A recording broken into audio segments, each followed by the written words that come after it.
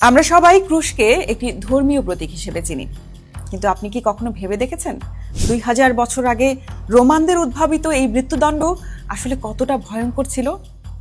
আধুনিক চিকিৎসা বিজ্ঞান এবং ফরেনসিক প্যাথোলজি যিশুর মৃত্যুর যে বর্ণনা দেয় তা শুনলে আপনার গায়ের লোম খাড়া হয়ে যাবে।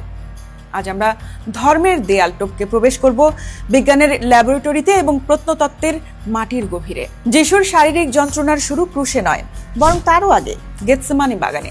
বাইবেলে বলা হয়েছে যিশুর ঘাম রক্তের মতো ঝরছিল। চিকিৎসা বিজ্ঞানে একে বলা হয় হেমাটোহাইড্রোসিস। চরম মানসিক চাপে শরীরের কৈশিক নালীগুলো ফেটে গেলে ঘামের সঙ্গে রক্ত বের হয়। এরপর রোমান সৈন্যদের সেই চাবুক বা ফ্ল্যাগ্রাম, যার মাথায় লাগানো হাড় বা লোহার টুকরো যিশুর পিঠের চামড়াকে ছিন্ন ভিন্ন করে দিয়েছিল। ক্রুশ বহন করার আগেই যিশু চলে গিয়েছিলেন হাইপোভোলেমিক শকে। ক্রুশবিদ্ধ অবস্থায় মানুষ কিভাবে মারা যায়? অবাক করা বিষয় হলো, রক্তক্ষরণ নয়, বরং মৃত্যুর প্রধান কারণ ছিল শ্বাসরোধ বা অ্যাসফিক্সিয়েশন। 2 হাত প্রসারিত করে ঝুলিয়ে রাখার ফলে ফুসফুস থেকে বাতাস বের করা প্রায় অসম্ভব হয়ে পড়ত। শ্বাস নেওয়ার জন্য যিশুকে তার পায়ের পেরেকের উপর ভর দিয়ে শরীর ওপরে তুলতে হতো। প্রতিবার শ্বাস নেওয়ার চেষ্টা মানেই ছিল শরীরের ছিন্ন ভিন্ন স্নায়ুর উপর অকল্পনীয় যন্ত্রণা।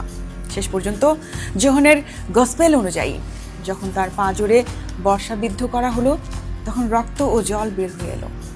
আধুনিক চিকিৎসা বিজ্ঞান বলছে এটি হৃৎপিণ্ডের চারপাশে থলিতে জমা হওয়া তরল বা পেরিকার্ডিয়াল ইফিয়েশন, যা নিশ্চিত করে বর্ষাবিদ্ধ করার আগেই যিশু মারা গিয়েছিলেন।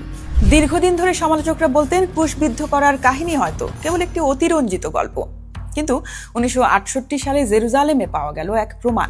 প্রথম শতাব্দীর এক ব্যক্তির কঙ্কাল পাওয়া গেল, যার পায়ের গোড়ালির হাড়ের ভেতর দিয়ে 4.5 ইঞ্চি লম্বা একটি লোহার পেরেক এখনো বিদ্ধ হয়ে আছে। তুরিনের কাফন বা শাউড অফ তুরিন আজও পৃথিবীর সবচেয়ে বড় রহস্য। এই লিনেন কাপড়ে লেগে থাকা প্রতিচ্ছবি কি আসলেই যিশুর?